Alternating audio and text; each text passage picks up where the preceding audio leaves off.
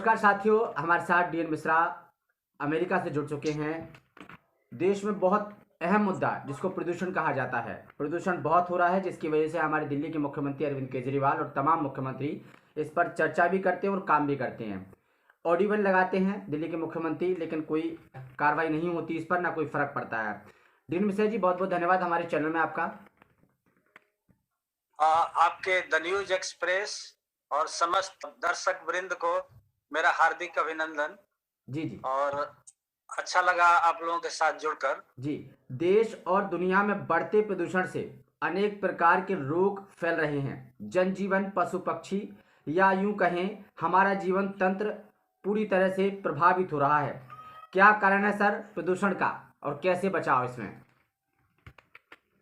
देखिए, वायु प्रदूषण असल में प्राण वायु बोलते हैं इसको। जी मतलब जिस पर हमारा जीवन निर्भर है।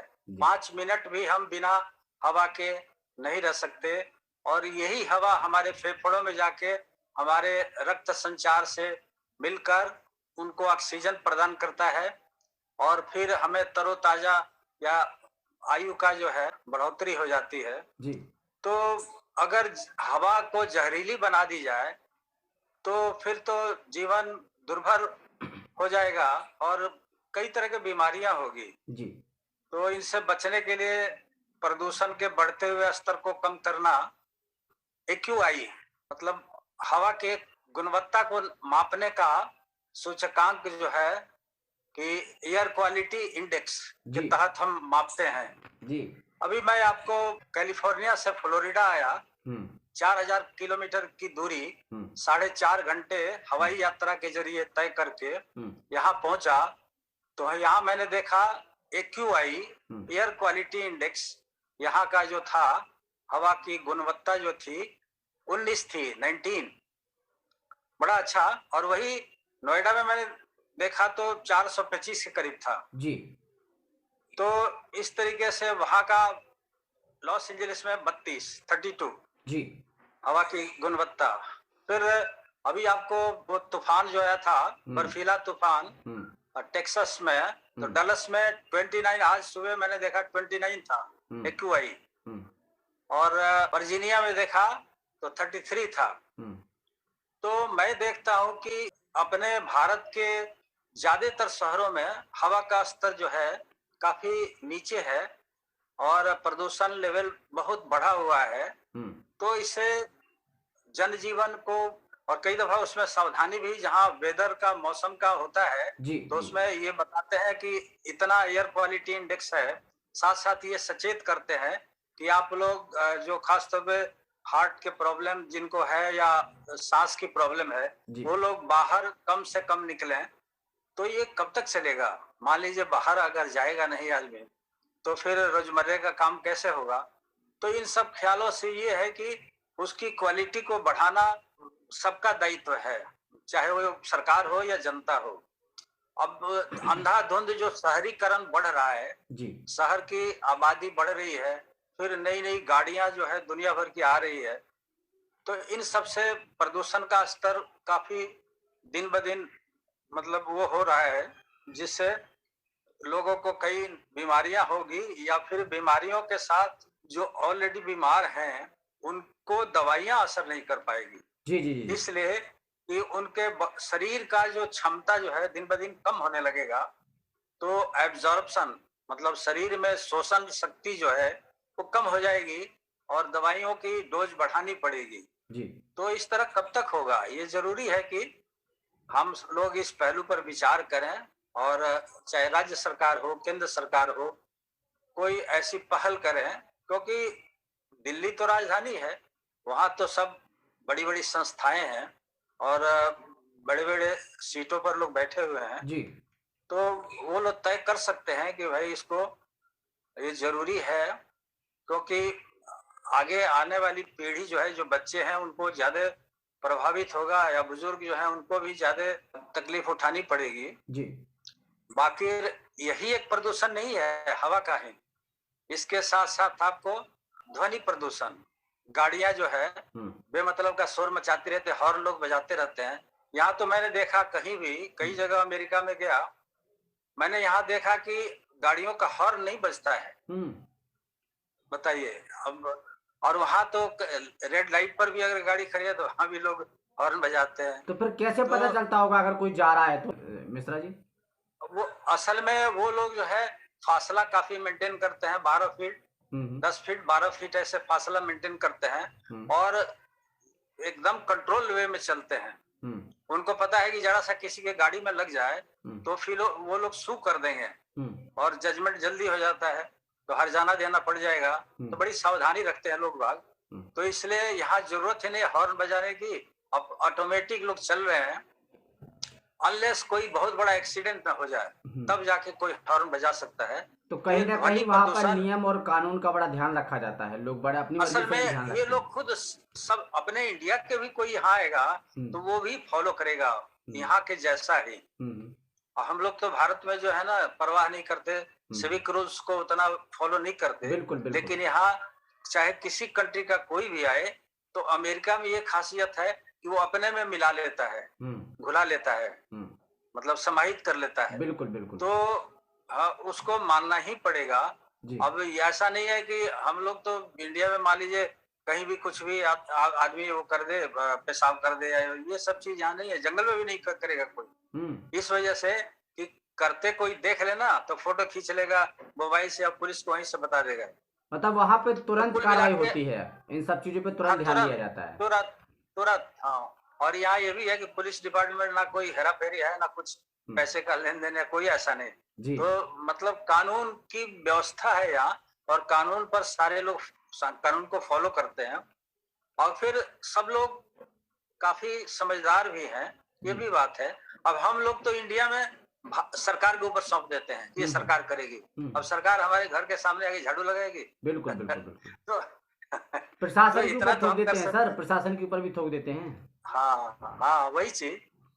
तो उसी तरीके से आपको ध्वनि प्रदूषण भी एक, जिस तरह किसी के यहाँ फंक्शन होता है तो लाउड स्पीकर जोर जोर से बजने लगता है, तो इन सब पर थोड़ा पाबंदी होनी चाहिए और खुद अपने आप पहल करे आदमी, बजाय सरकार के ही जिम्मे रहे जी या पुलिस के ही जिम्मे रहे। डीएन मिश्रा जी, प्रदूषण से आने वाले समय में समस्याओं का एक विकराल रूप देखने को मिल सकता है। क्या क्या समस्याएं पैदा हो सकती हैं, थोड़ा सा जानकारी देंगे संक्षिप्त में? देखिए हम तो फिलहाल में भी देख रहे हैं, हमने तो बहुत कुछ देखा है बचपन से।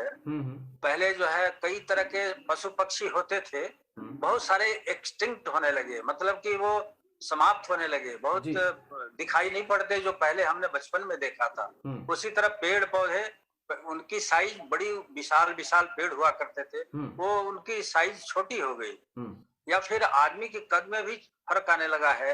ये फिर उसकी लॉन्गेविटी जो है, लंबा जीवन, पहले 125 साल तक लोग जीते थे, हमने देखा है 100 के ऊपर तो बहुत पार कर जाते थे। अब तो थोड़े समय में ही नौजवान बच्चों को भी हार्ट अटैक या कई तरह की बातें देखने को मिलती है जी। तो ये सब चीजें जो है अजीब सा लगता है कि भाई नौजवान जिस देश का सुरक्षित ना हो, या फिर यंग जो भी है यंगस्टर्स, उनको दवा लेनी पड़े। तो ये सब चीजें, प्रदूषण का पर्यावरण अगर ठीक नहीं रहेगा तो उसका नतीजा भुगतना तो पड़ेगा जी जी। तो कुल मिला के पर्यावरण पर सबकी जिम्मेदारी बनती है और हम लोग ध्यान दें कि स्वस्थ जीवन जी सके। अगर मान लीजिए पूरा शरीर स्वस्थ नहीं रहेगा तो एक पर्टिकुलर अंग का इलाज किया जाए, जिस तरह मान लीजिए दांत का इलाज, दांत भी तो शरीर का ही एक अंग है, तो वो सारे, वो शरीर अगर व्यवस्थित रहेगा तो सब मजबूत रहेगा, आंख भी दांत भी सब कुछ। अब मैं आजकल देखता हूँ कि छोटे छोटे बच्चे चश्मे लगाने लगते हैं, पहले बुजुर्ग लोग कोई लगाता था। बिल्कुल बिल्कुल। तो मतलब है कि ये सब चीजें जो है काफी परिवर्तन होने लगा है, जो हमने पहले देखा था अब जो है वो चीज अलग देखने को मिलता है। इससे कैसे प्रदूषण को कैसे रोक सकते हैं और कैसे अपना बचाव कर सकते हैं, कुछ है सुझाव थोड़ा आपकी तरफ से? देखिए अब ये है ना कि जहाँ तक मैंने तो सुना था कि कलकत्ता में जो है वो बारिश भी कराई जाती है शाम को। अच्छा। मतलब आर्टिफिशियल बारिश। तो उसी तरीके से कोई ना कोई सरकार पहल करे कि भाई जिस तरह थोड़ा गाड़ियों पर पाबंदी हो, पॉपुलेशन को भी, या थोड़ा बीच में जो बड़े बड़े बाजार हैं इनको शहर से बाहर कर दिया जाए, या कोई इंडस्ट्री है, अगर वो मान लीजिए नदियों में गिराता है, अपना वेस्ट डिस्पोजल करता है, तो उस पर काफी जुर्माना लगाया जाए कि वो नदियां दूषित ना हो। क्योंकि हम पानी को कितना भी साफ कर लें, वो अगर दूषित हो जाता है तो उसको मुश्किल हो जाता है। अब दिल्ली को ले लीजिए, सारे नाले जो हैं दिल्ली के जमुना में गिरते हैं। बिल्कुल अब उस पानी को कितना भी हम वो प्यूरिफाई करें, ट्रीटमेंट करें, लेकिन उसका असली रूप जो है, तो उन नालों को जमुना में ना गिरने के बजाय हम जो है ट्रीटमेंट प्लांट लगा के वो करें कि जिससे मतलब पानी ट्रीट हो जाए और उसको सिंचाई के लिए डाइवर्ट कर दें, बजाय जमुना में गिराने के। जी जी। तो कम से कम पानी की व्यवस्था अगर सही हो जाती है तो वो भी एक प्रदूषण है। बिल्कुल बिल्कुल। उसको ठीक करना, तो हवा का प्रदूषण, पानी का प्रदूषण, या आपको ध्वनि का जो आवाज, अननेसेसरी आवाज जो एटमॉस्फेयर को खराब करता है। अब आपको पहले जिस तरह था मंत्रों में राप शांति, अंतरिक्ष शांति, अब अंतरिक्ष में हम लोगों ने इतना ना सब कुछ ये सैटेलाइट ये सब भेज के उसको भी अशांत कर दिया। अगर सारा धरती से लेके आसमान तक सब अशांत ही रहेगा, जिस तरह हम लोग भगवान का भी ध्यान करते हैं तो कहते हैं कि शांताकारं भुजगशयनं पद्मनाभं सुरेशं विश्वाधारं गगन सदृशं मेघवर्ण शुभांगम। तो मतलब है कि भगवान का आकार शांत है। हमारे दिमाग में सबसे जानते हैं दिक्कत क्या है, आजकल विचारों का भी प्रदूषण हो गया। विचारों का भी बिल्कुल बिल्कुल। हाँ, ये सारे का निचोड़ वही है कि लास्ट में हमारे विचार गंदे हो जाते हैं और दिमाग में अनावश्यक तरंगे उठती है। बिल्कुल। अब उसको हम लोग कमेंट में बदल के किसी के ऊपर अननेसेसरी अनावश्यक रूप से कमेंट करें या परेशान करने वाली बात या बेतुकी बातें करें बेबुनियाद। कम से कम कोई भी किसी के खिलाफ बोलने के पहले हमें 10 बार सोचना चाहिए। बिल्कुल बिल्कुल। हम अपने हद में रहें तो ज्यादा अच्छा है। ये मर्यादा, जिस तरह मर्यादा पुरुषोत्तम राम एक मर्यादा में थे। अभी बीच में लॉकडाउन हो गया था, सरकार की तरफ से लॉकडाउन हुआ था, तो देखा गया था कि बादल को हम बिल्कुल सफाई से देख सकते हैं। बिल्कुल बादल की एक एक चीज दिखाई दे रही थी बिल्कुल साफ, और पानी भी बिल्कुल साफ आ रहा था। लेकिन दोबारा से वो चीजें आ गई हैं, बादल भी चेंज हो गया है हमारा, पानी भी बिल्कुल गंदा आ गया है। तो कहीं ना कहीं क्या फर्क है, ये गाड़ी चलना, फैक्ट्रियां चलना, इसका फर्क है क्या? अब बात है ना कि उस टाइम में एक्टिविटीज भी कम हो गया था, तो वायुमंडल जो है ना शुद्ध हो गया था जी। अगर मान लीजिए गाड़ियां कम हो गई थी या फिर जो है ना लोग घरों में सीमित हो गए थे, तो फैक्ट्री भी उनका, कई फैक्ट्रियों का प्रोडक्शन भी वो हो गया था। तो एक्टिविटीज कम होने से हवा पर भी असर पड़ा, पानी पर भी असर पड़ा, और मतलब एक तरीके से शांत का माहौल बन गया। तो इस वजह से पूरी व्यवस्था जो है व्यवस्थित ढंग से चलने लगी और एटमॉस्फेयर काफी शांत हो गया। जी डीएन मिश्रा जी, जी अमेरिका में जिस तरीके का कानून आपने बताया है, ठीक है, कानून हमारे इंडिया में भी इसी तरीके का है, लेकिन आप बता रहे हैं कि वहां पर लोग उसको फॉलो करते हैं, है ना? तो यहाँ इंडिया के लोगों के लिए क्या संदेश आपका, और प्रदूषण पर भी क्या संदेश आपका रहेगा? देखिए, हम लोग थोड़ा पीछे हैं। भारत में थोड़ा सा हम लोग का थोड़ा एंटी एस्टेब्लिशमेंट, सरकारी तंत्र से या कानून के खिलाफ एक वो निकालने का तरीका हम लोगों के पास होता है। बिल्कुल। कि कोई भी कानून अगर बनता है तो हम लोग फौरन उसका जो है वो निकाल लेते हैं कि किस तरह इसको कानून को ओवरलैप किया जाए, इसको सुपरसीड कर ले हम। तो ये सेंटिमेंट जो है, मानसिक भावना जो है कि हम कानून किस लिए बनाया जाता है, वो इसलिए बनाया जाता है कि जनहित में होगा, इससे लोगों का भला होगा। बिल्कुल बिल्कुल।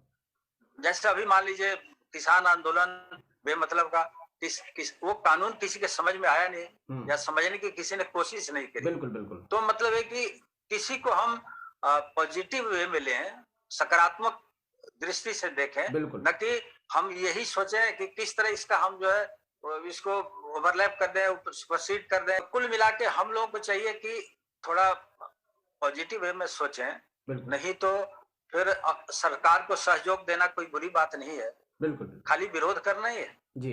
सरकार विरोध करने के लिए ही विरोध करना है, ये कोई बात नहीं है। जी जी। जी, जी। बहुत-बहुत धन्यवाद डीएन मिश्रा जी इतनी अच्छी जानकारी साझा करने के लिए प्रदूषण पर और ख़ासकर ये बात बताने के लिए कि जो गाड़ियाँ हैं और तमाम ऐसी चीज़ें हैं जिसकी वजह से प्रदूषण होता है, चाहे फैक्ट्रियों का गंदा पानी हो जो नाले में जाता है, फिर पानी गंदा करता है।